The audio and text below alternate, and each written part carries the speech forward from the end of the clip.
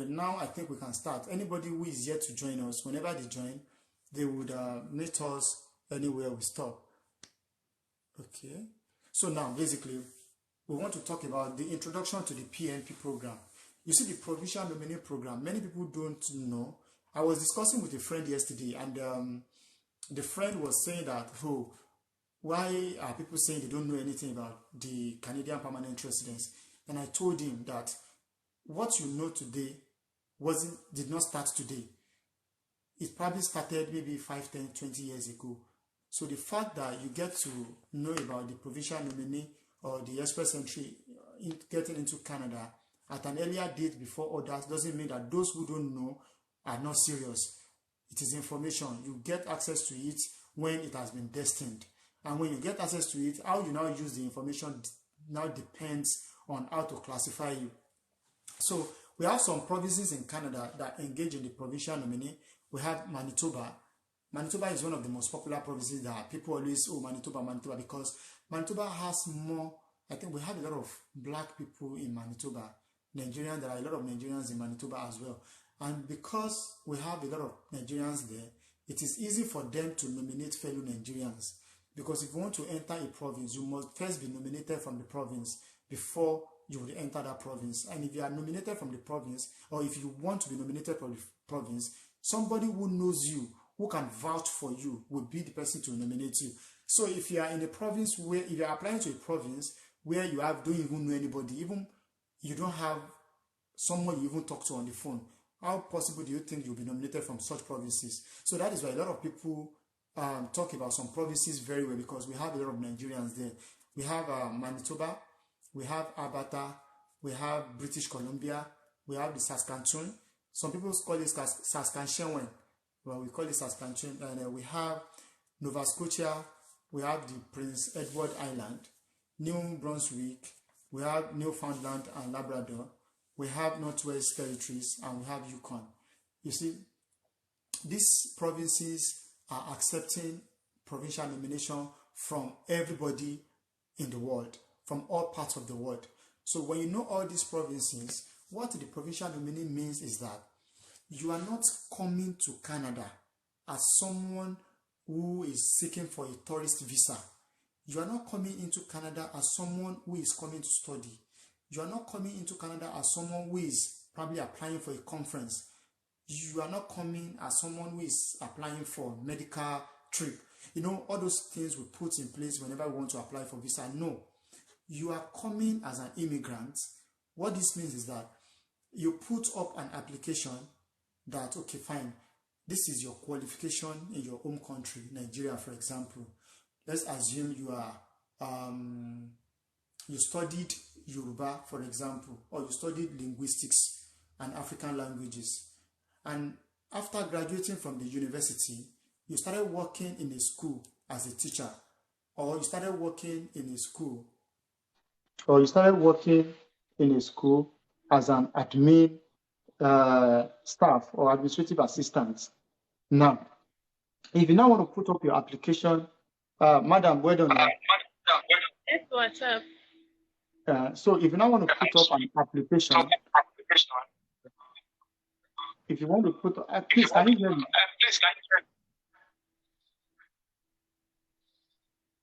Okay, so if you want to put up an application, you know, you studied linguistics. What's up, guys?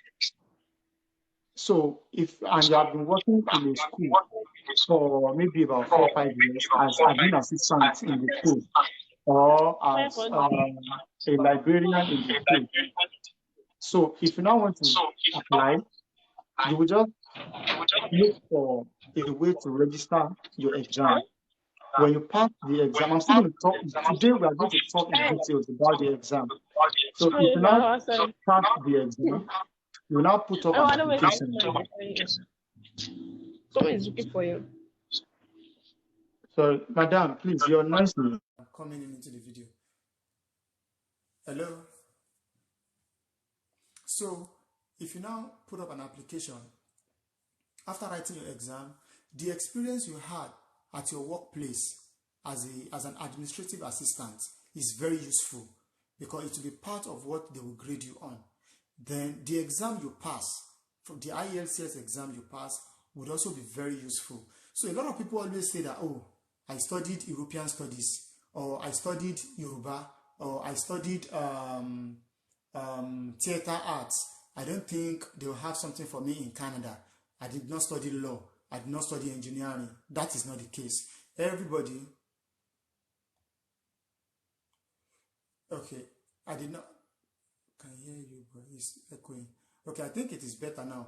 I think it was the person that came in that has our camera, our sound affecting us. So now, when you now put all these things together, the course you studied does not affect your application, but there will always be a way to fit into the program in one of the provinces. So please, whether you studied Yoruba, or you studied Christian religious studies, or you studied music, it does not really matter for provincial nominee. What really matters is that you graduated. After you graduated from school, you had your work experience. Some people ask some questions in the last class that, okay, fine, sorry, we know as Nigeria is, some people graduated since 2013, and up to date, they've not done anything. Like, they've not started working in any offices. Now, how do they calculate their year of experience? The first year of experience you have is your NYSC. And after your NYSC, it is not possible for you to have been sitting down at home for 7 to 9 years. You must have been doing one or two things. So those things you are doing, classify them under a particular work classification. If you have been an entrepreneur selling or marketing stuff to people and all, you can put that you've been working in sales and marketing. So you widen your horizon more in sales and marketing. Nobody is going to test you or ask you questions about how you have been doing your business or how you garner the work experience. They just want to be sure that that truly you actually have that time span between your education and the work frame you projected in your application. So when you now apply like that, you choose a province. You see, these provinces, some of them have very lenient and liberal application process. So you have to read about the provinces one after the other. You now choose a province. All these things you are doing, they won't take you more than a day or two to research on. And that is what an agent will tell you, that you have to pay 250,000 naira non-refundable fee for. That 250,000 naira is even more than enough for you to write your exam, pay your application fee, and proceed your application. You get what I'm saying? So now, the course, and please, I don't want people to ask this question again. That is why I'm emphasizing it. When I was coming to Canada, I finished from UI, I studied theater arts. You know, studying theater arts in UI, they call us, where it's so funny. But you know, after that, I went for my master's and all, but I did not apply with my master's. I applied with my undergraduate. And you see, my undergraduate as a theater person brought me down here. I was working in the admin while I was in Nigeria. I was in the UK for some time. While I was working in the admin, I had my own business. And I was working as the CEO of the business. So I put inside my application that I was working as an admin executive. Because my business, I'm the executive administrator of my business. So I put in the application that I'm an executive admin. Then my business is registered. I put the registration document of my business. I put everything in my application. And guess what? Lo and behold, today I'm in Canada. I don't have to lie. You understand? So if you are probably not working at the moment with an organization that would reflect that you are collecting salary and all, at the end of the day, if not that, you know, sometimes Nigerians are always very much ready to help others. But the problem is that a lot of people, when you stretch a hand to help, they tend to dupe you at the end.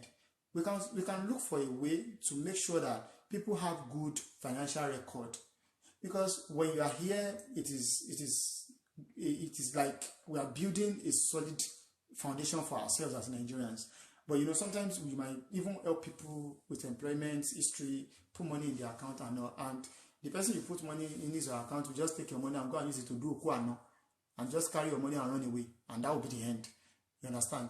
So a lot of Nigerians complain that people abroad are not investing at home. But do you know countless number of people that have invested at home and travel back abroad? And at the end of the day, people they employ to manage the business at home still ruin the business. So I'm not saying all Nigerians are like that, but we have good ones among us, you understand? So there are ways we can help because we know the situation of the country, and there are ways we can help. For when you have personal chats with us, maybe we know your bank officer and or we shall find a way around it. But before we get to that, you should have passed your IELTS exam, would have gone far, would have seen the readiness in you. So when you are ready and we see that, oh, this person is ready, there are ways. We are not collecting a dime from anybody. Ever since we've opened this group, a lot of people have messaged me personally that say, oh, please, I want you to help me out. I said, no, don't pay any money to me. I'm not an agent. I'm just doing this to help people. So don't let us digress. Moving forward. So talking about the National Occupational Classification, I was talking about how to classify your job, what you do, your profession. You see, this is Western world. It is not like Nigeria, where if you study Yoruba, there will be stigmatization. Here, it is not just about the qualification. It's about the experience. It's about, and you know, when you get here as someone who studied, what course do people, okay, let's assume you studied theater arts, for example, and you get here, and you don't have any theater troupe to work with, or you don't have any movie industry to work with, or probably because of the cultural assimilation issues, you might not be able to speak very well, and I don't know, and you want to choose a career path. You know what you are supposed to do? Go online, read about career paths. For example, here in Canada now, I am working on a career already. I'm in the uni again, studying business analysis. And I was never a business analyst when I was in Nigeria. Learning Python, different kind of elicitation programs, MySQL and all. Learning different things entirely different from what I learned in Nigeria. So this is a career path I'm trying to choose now. And in a couple of months, I'll be done with the program in 6 months. When I'm done with the program, I'm likely to get a job between $50 to $65 per hour. You understand? So whatever course you study in the uni in Nigeria, don't be carried away. Don't feel this thing is not going to work. Don't let somebody who studied engineering see you as less inferior. No.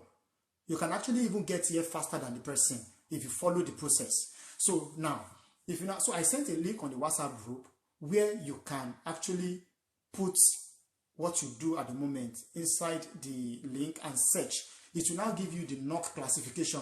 When you get the NOC classification, write it out, write it somewhere. That is one of the things you will use to apply the NOC classification. So if you are working as a storekeeper, for example, you work in a pharmacy as their sales rep, just put sales rep there. It will give you a classification that, okay, you are under sales, marketing, and the likes. So every job you do have a classification under the National Occupational Classification. So when you get the NOC settled, then the link I sent on the WhatsApp group would help you in getting the NOC settled. So when we've talked about the provinces that are available. Okay, I can't hear you clearly, sir. Oh, I'm sorry. Please, I want to see people's comments. Can you hear me, please? Because it will be a total waste if people cannot hear me. Can you hear me? Please just comment. I need comment of like 5-6 people. It's okay. So I can use that as a sample. Then proceed. Okay. Aziz Shuaib, I can hear you. Temi of New NC, I can hear you. Okay. Is there a WhatsApp platform? Yes, we have a WhatsApp platform, please.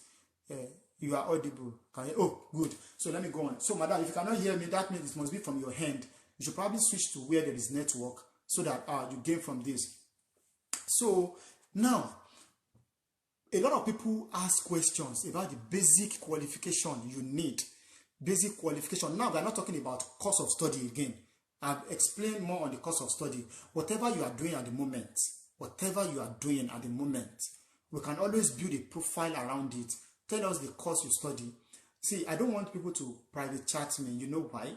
Because we have 6 hours time difference. Last week, a lot of people were chatting me around 2 a.m. my time. This is just past 12 noon here. So 2 a.m. people call me 2 a.m., 1 a.m. that please, I want to ask something about Canada. I say, oh God, please, it's 6 hours difference. So, but when you drop your questions on the page, I will see the question and answer. I'm not the only one that is an admin on the page. There are other people on the page that have more knowledge. We have a lot of people on the page. So we will make sure we answer these questions on the page. And I'm very sure that if you take it, if you follow it step by step, maybe next year, we'll be together here in Canada. I can always come to your house to eat because it's not easy to see African food here, except you want to spend a lot of money. So now, we are not talking about the cost of study anymore. We want to talk about the basic qualification. You see, to be candid with you, every country have their immigration rules. Every program always have what they are targeting.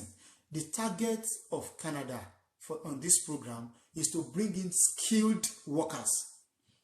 So when I say skilled workers with a certain qualification, so the basic qualification you can apply with is a degree. So let me be open to you. The basic qualification you can apply with is a degree. So if you have OND or ND, you might not be able to apply for the provincial nominee. If you have ordinary national diploma or national diploma, you might, or you have NCE, you might not be able to apply. But you can only apply on one condition. On one condition. If you are married and your partner has degree. If, for example, let's assume I'm the one applying and I have masters, or let me put the masters and I have degree, and my partner has just SSCE. I'm the principal applicant. As I'm applying, my partner would also be part of the application. My partner does not need to write any IELTS. She does not need to even go to university. Our secondary school certificate would bring her here, or our ND would bring her here. So I'll just join her with me. I'm the principal applicant, and we'll get here together. So I want us to get that clear, that we should not waste, for those people who are not married and they have NCE, ND, or SSC and they want to apply, please don't waste money to write the IELTS, because you will just be in the pool for years, for probably a year or two, and the IELTS will expire. That is what an agent will not tell you. An agent will just collect your money and raise your hope. I've had issues like that people call me and tell me that actually they collected my money, and I say, oh, sorry. So there are people in the last 2 years who have gone back to school for direct entry and are trying to study hard and get their certificates. So the basic qualification is a degree or master's. And for those people who have 5 years or 6 years degree, as you know, there are some courses you do for 4 years in the university. Those ones are just basic degree. For people who studied courses of 5 years or 6 years or professional courses ahead, when they do the evaluation of your degree, of your certificate, it's equivalent to someone who had masters. So you are at a very high advantage when you have a 5 years course studied, or 6 years. You know, people who studied vet medicine, agric engineering, law, people who studied some science courses, maybe I'm not very good with science courses like that, but you know, those who study those courses, they have pharmacy, and they have higher chances of getting more scores. So now we have the IELTS. You see, the IELTS itself is where the problem is. We had the first class. The first class was held, I think, over a month ago. And they believe you me, till today, nobody has written the IELTS. Why? It is not because we don't have money. I know people on that group that they are business owners, they are big people. You understand? People that I know personally, that if they sell just one product, the profit they will sell on that one product is enough to write IELTS. I have people who, if they do one makeup like this, it's big money. I have a lot of people there, you understand? So, but I think the fear of failing is what is making a lot of people, okay, somebody, the host is invited. Hello, sorry, please, if you are joining us, good afternoon, please, you need to turn off the volume of whatever you are listening to on the background, because it will affect the volume of the sound of the video. And okay. Do you have any question, ma'am? No question. Oh, okay. So do you want to tell us Loud. anything? What did you say? Is it okay now? I mean the sound. Yeah, the sound is okay, very okay. Okay. Okay. Yeah, so the IELTS now, it has 4 parts. We have the speaking. The speaking is the first part of the exam that you will sit for. It will be face to face. When I did mine, it was face to face. They brought a Ghanaian man. The Ghanaian man came with a radio recorder to record all I said. And you know what? Let me tell you, when you are trying to do your speaking exam, it is not a place where you want to impress anybody. They don't need your phonetics. They don't need your I said phonetics. They don't need your accent. They don't want you to form that, oh, I can speak like people in Germany. I can speak like people in Great Britain, or I can speak like people in Canada. No. You see, the essence, maybe people don't know why they are writing IELTS. I think I need to explain this. When I explain this and you know what the reason you are writing the IELTS, you would know how to comport yourself and how to put yourself together when writing it. You see, the essence, before now, people don't write IELTS to do provincial nominee to Canada. But what they do is they just want to know whether you can speak English or not, and there is a way they probably put a culture or something, I don't know. But I think it's from 2012 or 2013 they started writing IELTS. And the essence of writing IELTS is for those people who know more about communication. You see, communication is the number one thing that can make you have good relationship with people. And it's also a number one thing that can mar your relationship with people. The number one thing that can bring conflict in our daily activities is communication. And you know, you are going to a different environment entirely where you want to come in and work. At the workplace, you meet somebody from the United States, you are likely to meet somebody from the Philippines, you are likely to meet somebody from Australia, you are likely to meet somebody from Netherlands. So you meet people across all walks of life, across all races. And these people would communicate with you in the best language they can, which the 2 languages they speak frequently here in Canada are French and English. They have some French-speaking provinces like Quebec. You understand? In Manitoba too, they speak French, they speak English, but mostly English. So why they are testing you on the IELTS is just for them to know that, okay, fine, if you are asked a question, can you speak or respond back? Can you answer the person who asked you the question in a very simple way that the person would understand? Okay, sorry, somebody said, what of the person that are in UAE and she has only SSC and she's working here as healthcare? Well, I think I answered that already. We have people with SSC in Nigeria and they are working as nurse.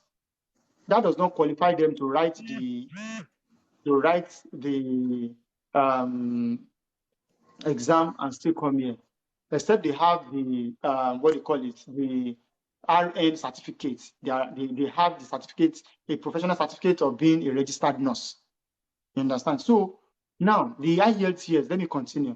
So they want to test you that, okay, you are working here and I'm your boss, or you are my boss, you are from Philippines and you speak English. But me, I don't speak English. I only speak Yoruba. And maybe you are working and you ask me to go and do something. You know, you watch some funny videos online that they will beat one boy. Say, speak in English, okay? They don't want that to happen here. They want a place, a working environment where you will be able to communicate effectively with whoever you are living with, or whoever is your landlord or property manager, or whoever is your supervisor at work. That is the essence of the IELTS. So now, the speaking aspect, when you want to do your speaking, please don't form accent. Don't form accent. When I was doing mine, the question was very direct. They said, what can I say about the Nigerian movie industry? And I started commenting, started talking and all. And then I was asked, who is my favorite Yoruba, I'm sorry, who is my favorite Nollywood actor or actress? Then I mentioned Odunlade Adekola, and they asked me, oh, what made, the man said I should sell Odunlade Adekola to him, that what made me to like him, that I should convince him.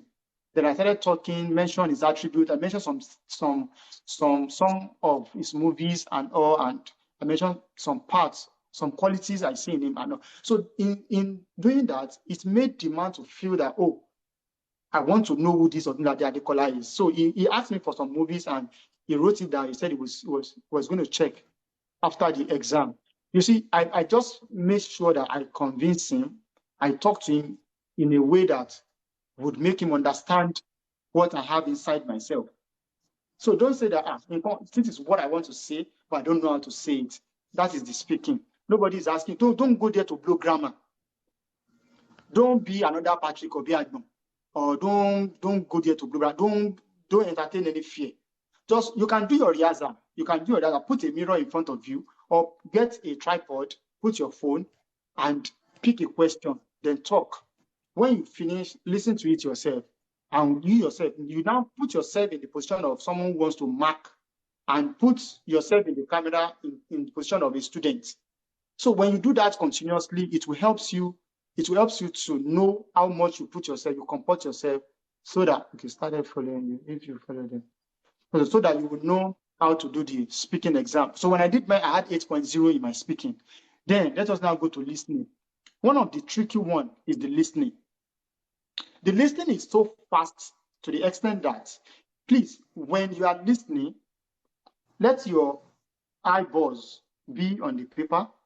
Let your mind be in the hall when you are writing the exam. Don't think about anything else.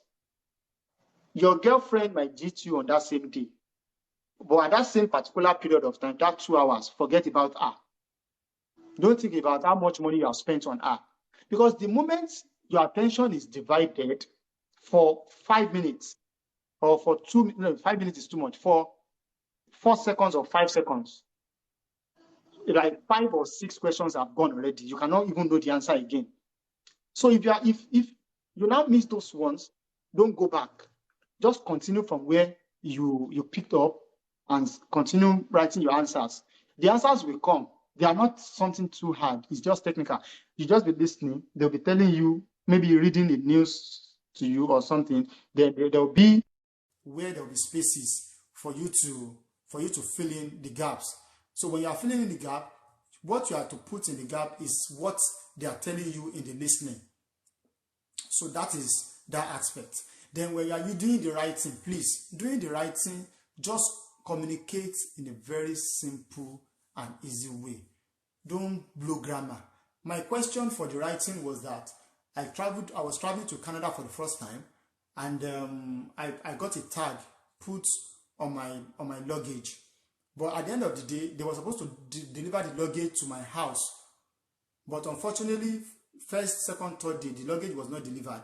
That I should write to the transportation company and tell them that I travel on so-so date with so-so ticket number, but my luggage has not been delivered even after 72 hours of expectation.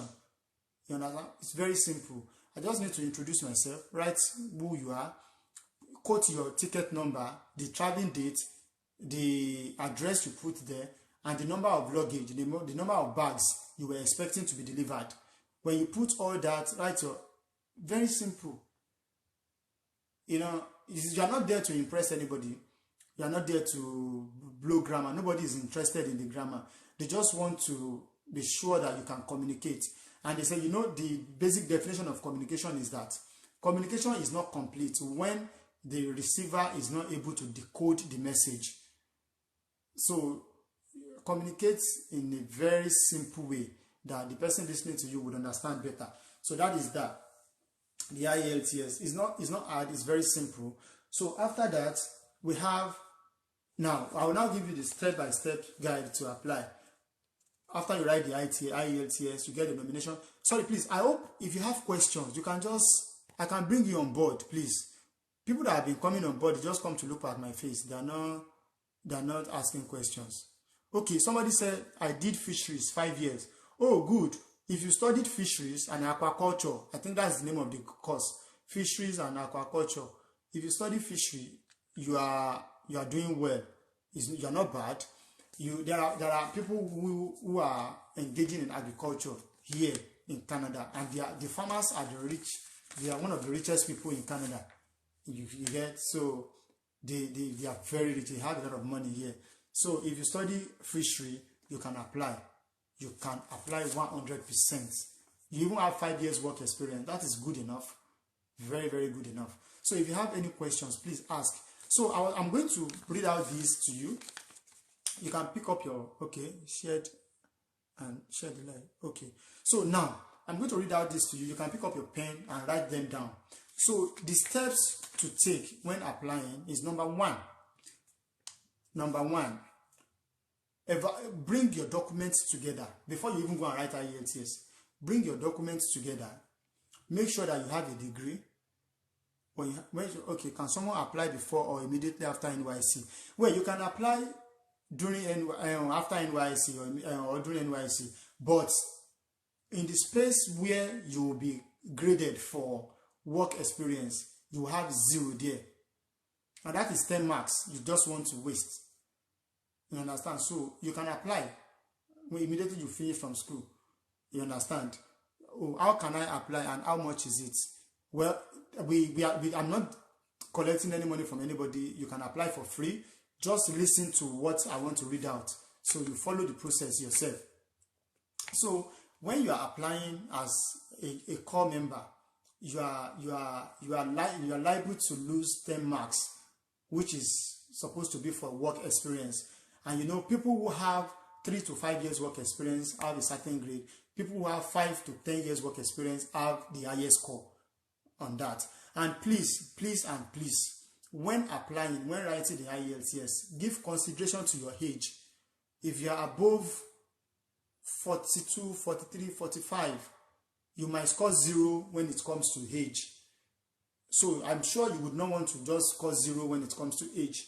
If the husband is 43 years and the wife is 38 years, let the wife be the principal applicant. The wife cannot deny you of getting your PR. If 5 people, for example, let's assume we have, you know, the Nigerian polygamous family. We have a father, 3 wives, and 20 children, and they all want to come to Canada. And the father is maybe about 45 years, maybe 60 years, and one of the wives is below 40 and wants to write the exam. If the wife writes the exam, the wife is going to go with the husband and the kids that the wife gives. Here they don't recognize polygamy. It is so other wives will just be there. I don't know, they'll find their way. So polygamy is not good. So my friend, don't go and marry second wife. So now, step by step. So we have the IELTS. When you put your grades together, your qualification, you look for your O level. Please and please, I want to advise you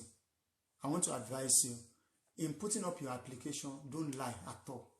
Don't involve a single lie, because you might involve the lie and think they will not know, and maybe when you have gotten to the stage of medical, they ask you to go and do medical, they will do another confirmation again, and they discover that you've been lying. They will just cancel everything and you will not be able to enter. So don't go and marry second wife. So make sure you have your degree put in place. That is number 1. Your O level put in place. See, people ask me question whether they have WAEC, NAPTEB, or NECO. You see, those 3 you are talking about, they are the same thing. So far, you have used them to apply for a degree, and you now have the degree certificate. It is not an Oluwole certificate. It is a real certificate that can be verified through WES or from the institution where you finished from. So you don't have problem with the O level. Just include whatever O level you have used primarily when you are applying for your studies into the university in your application. So you have the O level, the certificate, the statement of results, and what else? And probably your NYSC certificate too. When you have all those ones settled, then proceed to writing IELTS. When you have, after writing the IELTS, then you sort for nomination. Nomination is another thing. When you are nominated, you see, the beauty of this thing is when you are nominated and you are applying, the province itself will send you a link, the application package that will guide you step by step on how to apply. You don't need to stress yourself. Don't go and pay anybody. Step by step on how you are going to do it, they will guide you. They will send the link to you. And if you don't understand, you can ask us the questions. We'll also explain. No, they say, oh, that means above 45 shouldn't bother to apply. Yes, you can apply, but when it comes to age, you will score 0. When it comes to age, you score 0. So, but if you don't want to score 0 there, just if your wife is less than that age, let your wife be the principal applicant. You will also be part of the application, and you guys will have good grade. You understand? So that is that. Then, after you get the nomination, then the application instruction will be sent to you. The application instruction will be sent to your email. You read it and you engage in the application process. Very easy. And you can also ask us the questions. Then after then, I said you should be truthful, please. You should be very truthful. Just be very, very truthful. You know, this is a global village where everything is before you know another thing, they will check your thumbprint somewhere and they will see your information. And please, while applying, if you know you are married, include your spouse. If you know you are not married, just do it single. You understand? Do it single and carry your cross and you get here. Then, there are some fees you will pay. There are some fees you will pay. And the fees are, number 1, your IELTS fee. You will pay it yourself. I think that's around 83,000 naira. After you finish the IELTS, you enter the pool. There's what they call letter of advice to apply. When the letter of advice to apply is sent to you, you are going to pay $500 to the Canadian government through your card to apply. You are not paying it to anybody. You are not paying it to any agent. So when you pay that and you apply, after some time, they will mail you that you have been confirmed for permanent residence. So when they mail you like that, you are going to pay your visa fee. If it's just you alone, you will pay your single visa fee. If you have your wife and your children in the application, you will pay their visa fees too. So after you pay the visa fee, then you proceed to police check-ins, police character. So you check, the police would do background check on you, and then you pay. Before, I think the police certificate, when I did mine, it was around 8,500 naira or so. But unfortunately, last month, the Nigerian government jacked it up to 45,000 naira. Imagine, I don't know the kind of increment that is, or the percentage to calculate that, from 8,500 to 45,000 naira. So, they say, oh, somebody said, do couples have a lower chance? No, couples don't have lower chance. In fact, when couples get here, don't let me lie to you, when couples get here, there's what they call settlement fund. They give them some money.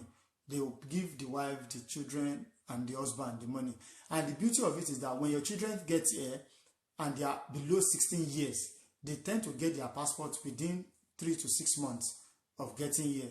So, which is an added advantage. So, if you have your children as couples, please put up the application together. You are at a very great advantage.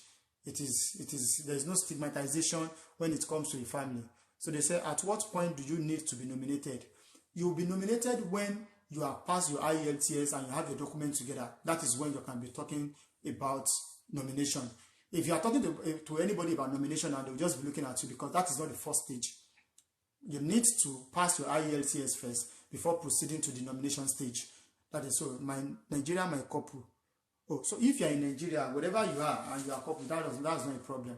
So far, you have the certificate of marriage that you can use to prove that you guys are married. And so that's not a problem. So then, when you pay the police fee, then you do biometrics. But I think the biometrics too, what's the minimum score of the IELTS? Okay, I'm coming.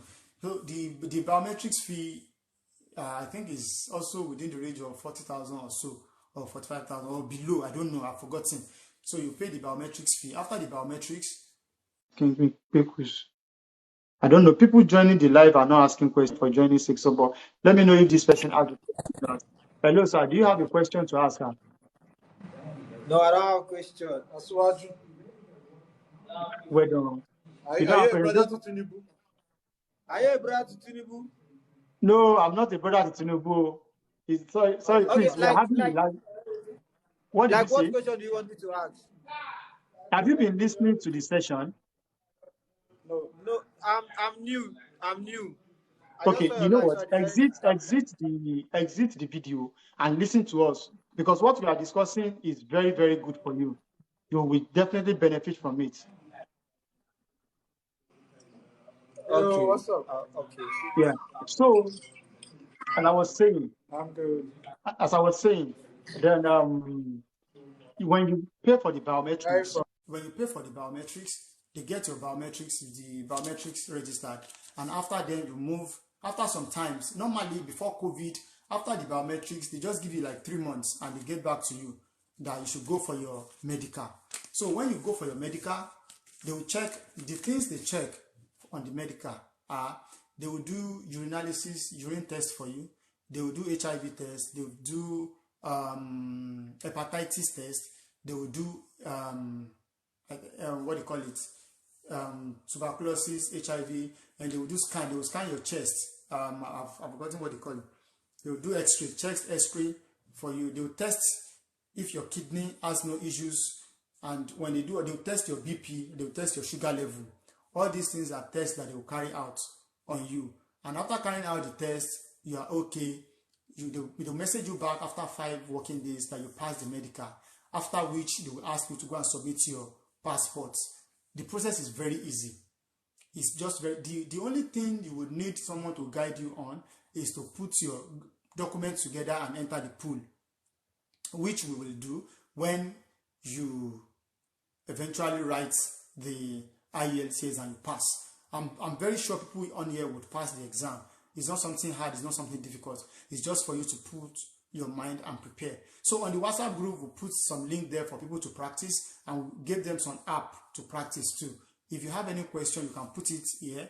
Or if you want me to invite you live on board, I can invite you. You can just indicate interest, and I will invite you, and you can ask your question. Okay, I think I'm going to invite some people at my own volition if they have questions. But if they don't have questions, they can ignore my invite. Some people might have, what do you call it? Okay, no, don't let me invite people. Let me allow people to say they want to join. Oh, people are asking, how do we invite the host to my, how do we join the WhatsApp group? Well, the link to the WhatsApp group, I don't know if somebody requested for, okay, Tinted Soul, please, if you can help me copy the link from the WhatsApp group and post here for people to join through the link, and after that I revoke the link. We can do that. By that, a lot of people would join, and we'll revoke the link. Oh, somebody is asking me to send Pelurie.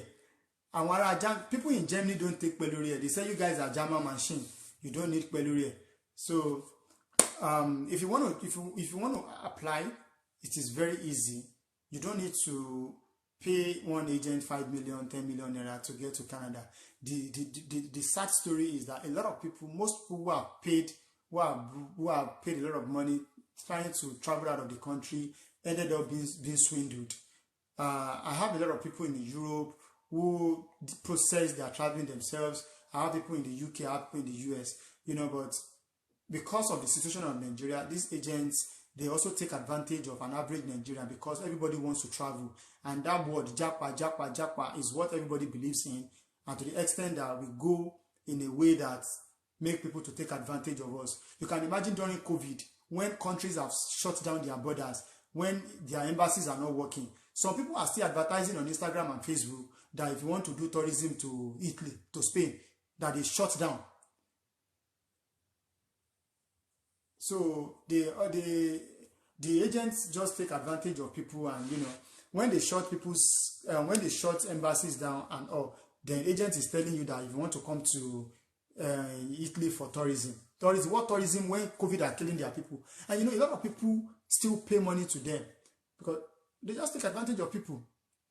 So if you have any question, the WhatsApp group, they're just making money without effort, and that is bad. And that is why a lot of people get tired of trying to travel abroad.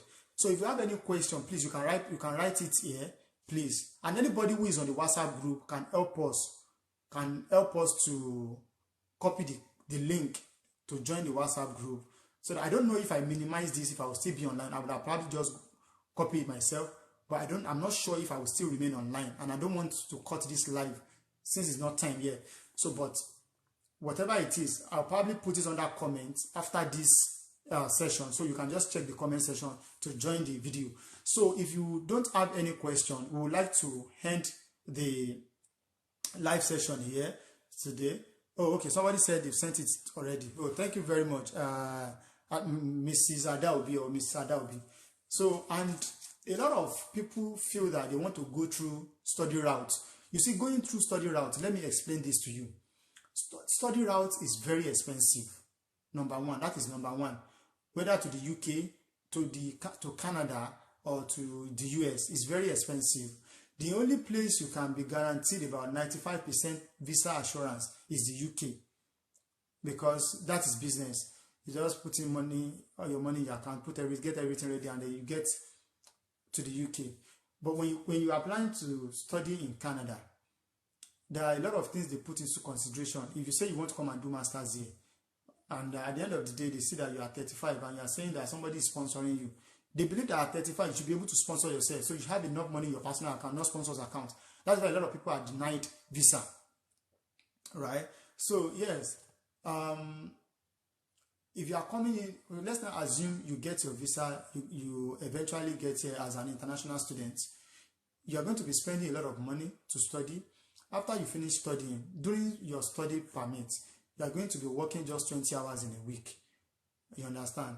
And that the kind of job you would see is just part-time job. You understand? And then don't also forget that after you now finish studying, you will still have to work for 1 full year before you can apply for before you can apply for permanent residence here. Coming here to study, paying millions of naira or thousands of dollars does not guarantee you of having permanent residence. So permanent residence is different. Even those that you have here studying at the moment, they always apply for permanent residence later, after 1 year of studies. So after 1 year, after studying, they have to work for 1 year. And it is not all work category you work in Canada, you do in Canada, that you can use to apply for permanent residence. The work categories are different. So what about studying in Canada through college? It's the same thing I'm explaining. So if you are studying, if you are coming to study, don't let anybody tell you that you'll be getting permanent residence automatically. No, it is not automatic. After studying, you would have to work, look for a particular. I think I will check those works and grading, then set it on the link. So when you work for another 1 year, you now put in for application for permanent residency. So which sometimes people still write this exam and still fail here too. It's so shocking that the same IELTS, somebody who studied here will write it and fail. And when they calculate the grade, the person would not have the grade, the required grade. So they said, can someone with CNA certification apply? Yeah, well, I don't know what CNA certification is, but I believe if you have a globally recognized certification, you can apply.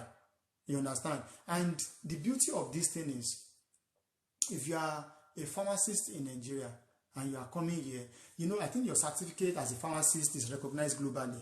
You work here, you just need to do some brush up and cultural simulation program, and that's when you start working. You understand? So there's a room for everybody. While we are in the university or when we are applying for university, a lot of us chose some courses just for some reasons. And we got tired along the line and said that, we want to choose our career. We want to change our career. This is a very good place to change your career. They have a very good and working system where when you get here, you just need to put in for 1 or 2 certification courses and you'll be fine. So with that, you will not be the usual self that people know. You understand? So, okay. So what about applying with years of experience that isn't related to your course of study in IMP? It does not matter. I've explained this before. So if you have some year of experience in a particular field, write the field and the year of experience in your NOC. Instead of the year of experience in your knock, it will give you the classification of your knock. Then when you are now putting your experience, put the experience there. Everything still work for good. Okay. I'm not sure. Link in. Okay, link is clickable in comment section here. Oh, then if the link is not clickable, I'm sorry. You can, I don't know. You can probably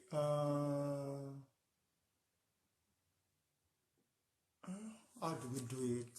I want to look for a way to put the link so that people can join. Okay, search for Asiwaju Babatunde Badmus on Facebook. Search for Asiwaju Babatunde Badmus on Facebook. So when you search for Asiwaju Babatunde Badmus on Facebook, follow me on Facebook or add me as friend. After this session, I'm going to drop the link as a post. I will drop the link as a post on Facebook. From there, you'll be able to click the link and you can send me the link. Yes, I know, but the phone I'm using to do the live is different from the phone you have, whose number you have. So, except you can send it to my Facebook so that I can access the Facebook from this phone. So, since there's no question again, I think we'll just come to the end. We'll come to the end of the session. Thank you very much. God bless. And have a good evening. Our own afternoon is just starting here. So, bye, bye, bye, bye.